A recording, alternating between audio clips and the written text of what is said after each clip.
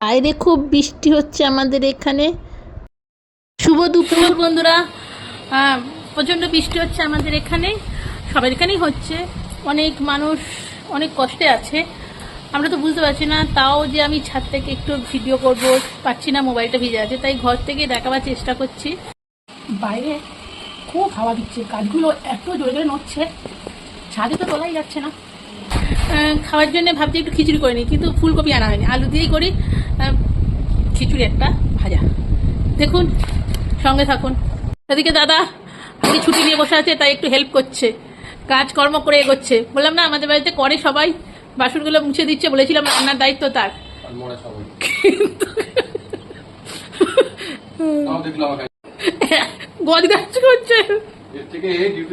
ছেলে কি মিস্ত্রিগিরি করে যে বুঝতে পারি না, শুধু নতুন জিনিসগুলো সব ভেঙে ভেঙে শেষ করে। এই দেখুন, দেখেছেন, আবার শুধু হচ্ছে জোরে, ও শুধু কাজ হচ্ছে তার কাটা তার না। এবার বেলা হয়েছে, এবার খিচুড়ির জন্য রেডি করি। ঘরে রয়েছে অনেকটা গোবিন্দভোগ চাল। জিনিস দেখাচ্ছি আমাদের সিস্টেম, দেখুন এখনো রান্না হয়নি, এদিকে পাশে থালা এসে গেছে সব, বুঝেছেন। এখন বসে গেছি কুটনো কুটতে, খিচুড়ি হবে। খিচুড়ির সঙ্গে কপি নেই, ফুলকপি নেই, নেই তো নেই, আলু দিয়েই হবে। আর তার সঙ্গে বড় বড় পটল আছে, ভাজতেও পারি, আর কুমড়োর বড়া করতে পারি। তাহলে হচ্ছে আগে একটু কেটে নিই।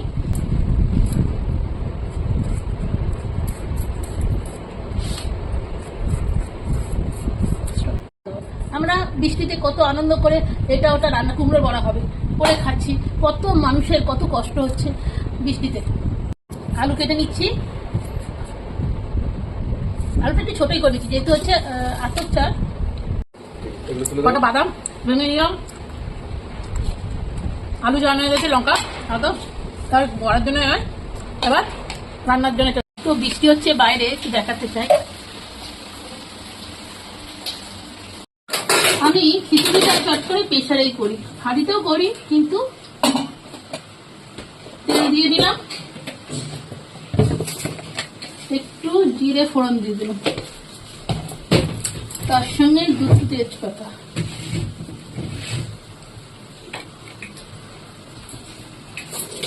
আর কয়েকটা লঙ্কা ফোড়ন দিয়ে দেবো। যদি তরকারি হয় খেতেও ভালো লাগে।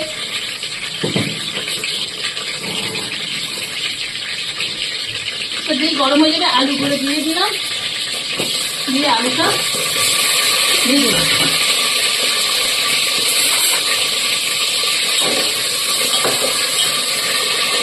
এদিকে চাল আর ডাল, মুগের ডাল আর আতপ চাল একসঙ্গে ধুয়ে নেব। চাল ডালটাকে সবটাই দিয়ে দিলাম। কতগুলো বাদাম ছিল ঘরে, বাদামগুলো দিয়ে দিলাম, তার সঙ্গে এক এক করে নুন দিয়ে দিলাম। এবার দিয়ে দিলাম হলুদ, এরপরে আদা ঘষে রেখেছিলাম সেটা দিয়ে দিলাম, জিরের গুঁড়ো, ধনের গুঁড়ো। নিরামিষে খিচুড়িতে একটু চিনি দিই, অল্প একটু চিনি, কালার আনার জন্য লঙ্কার গুঁড়ো, যেহেতু কাঁচা লঙ্কা, খিচুড়িতে কাঁচা লঙ্কার টেস্টটাই একটা আলাদা। এরপর নেড়ে নেব। এতে নারকল ফুলকপি সবই দেওয়া যেত, কিন্তু আমার নারকলটা আছে, আমি ভাঙবো না, ঘুগনি করবো তাতে। আর ফুলকপি আমি এরকম করে রেডিমেড করে নিই। এদিকে টমেটো নেই বলে দাদা গাছ থেকে একটা গন্ধরাজ লেবু এনেছে খিচুড়ির সঙ্গে খাওয়ার জন্য, দেখেছেন কি সুন্দর। ঘিটা সঙ্গে দিয়ে আমি পরিমাণ মতো জল দিয়ে সিটি নেবো। এবার জল দিলাম পরিমাণ মতো, গরম জল দিলে হতো, এখন গরম জল করা হয়নি, তাই এই জলই দিয়ে দিলাম। এবার প্রেশারটা আটকে দেবো, আটকে দিয়ে এইবার একটু গ্যাসটাকে জোরে করে দিলাম। একটা সিটি হবে, একটা সিটি পড়বে, তারপরে কিছু করবে। এইদিকে আমি তেলে ভাজার জন্য বেসন টেসনগুলো রেডি করে নিই। বাইরে খুব হাওয়া দিচ্ছে, গাছগুলো এত জোরে জোরে নড়ছে, ছাদে তো তোলাই যাচ্ছে না। আর বৃষ্টি ভাজার জন্য, মানে তেলে ভাজা করবো বলে, এবার একটু চালের গুঁড়ো নিয়ে নিচ্ছি অল্প করে। এতে নিচ্ছি আমি বেসন নিয়ে নিলাম, অনেকগুলো আছে তো, ক চামচি বেসন নিয়ে নিলাম, অল্প একটু কালো জিরে দিয়ে দিলাম,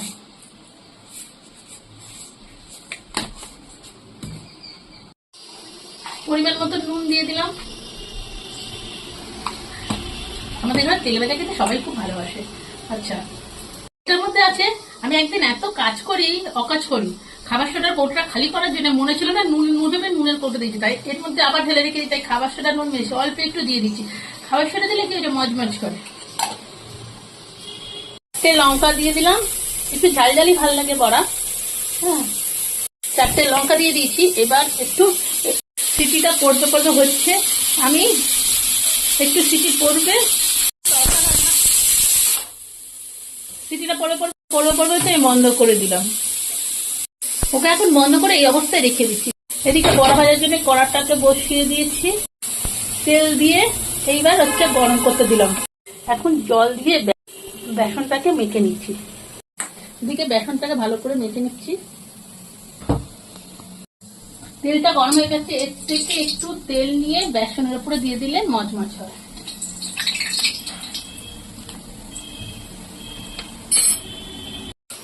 তেলটা ভাজা হয়ে গেছে, এবার 2-4টে পাঁপড় ভেজে রাখছি, যদি লাগে খাবে, না খাবে পরে খাবে।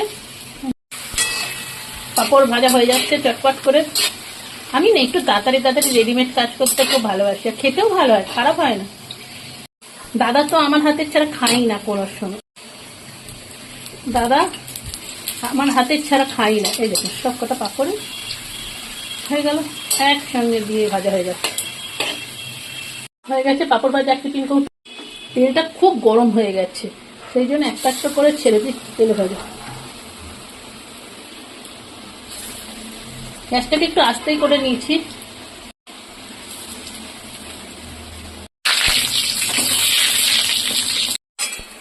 হয়ে গেছে বড়াগুলো, এবার তুলে নিই একটা একটা করে।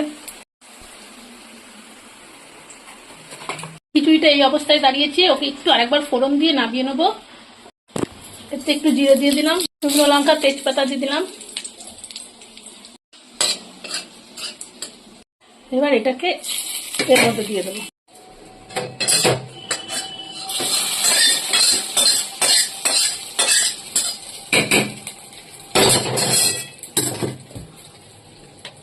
আর ওপর থেকে আরেকটু ঘি দিয়ে দিলাম। এবার নাড়িয়ে নিলাম। এই যে তৈরি পরিবেশনের জন্য খিচুড়ি। ওদিকে আমার কড়া গরম হয়ে গেছে, আবার একটু তেল দিয়ে বড়াগুলো সব কমপ্লিট ভেজে নিয়ে ফিরে আসছি। হয়ে গেছে বড়া, খিচুড়ি, এদিকে চাটনি, আচার, চাটনি হয়নি যেহেতু আচার। একটু টাইটই হয়ে গেছে, আসলে বেশি পাতলা পাতলা দাদা খেতে চায় না। দাদা পরিবেশন করে দিচ্ছে, কারণ রান্নাঘরে এত গরমে ছিলাম। সঙ্গে আছে গন্ধরাজ লেবু গাছের, আর পাপড়। এবার খেয়ে দেখি কেমন হয়েছে। যদি খেতে চান আসতে পারেন, অনেকটা খিচুড়ি আছে, কম নেই। এই দাদা লেবুর রসটা দিয়ে দিচ্ছে, যেহেতু টমেটো ছিল না, আর গন্ধটা খুব সুন্দর। বলবো আর না, এত নয়।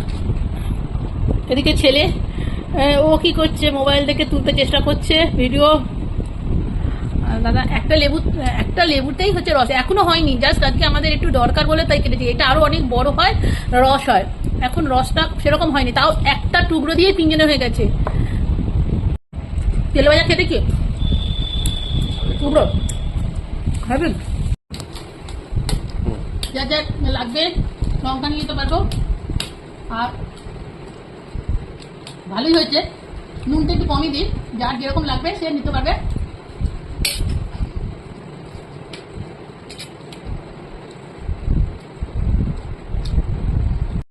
ওরে খা, তোকে পরে একটু ভিডিও করিস। ও ওখানে এখন খাবে কি, ও ভিডিও করতে ব্যস্ত।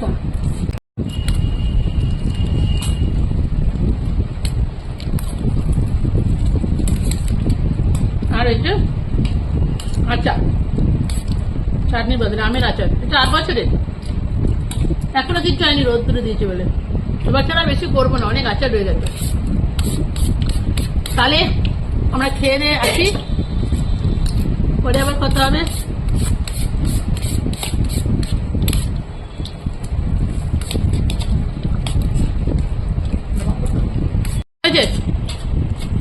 ভালো হয়েছে, নুনটা কম হয়েছে না? খাবে কি তার হচ্ছে ডিজাইন করে, তাই না? তেল ভাজা দিয়ে ছবি তোলো।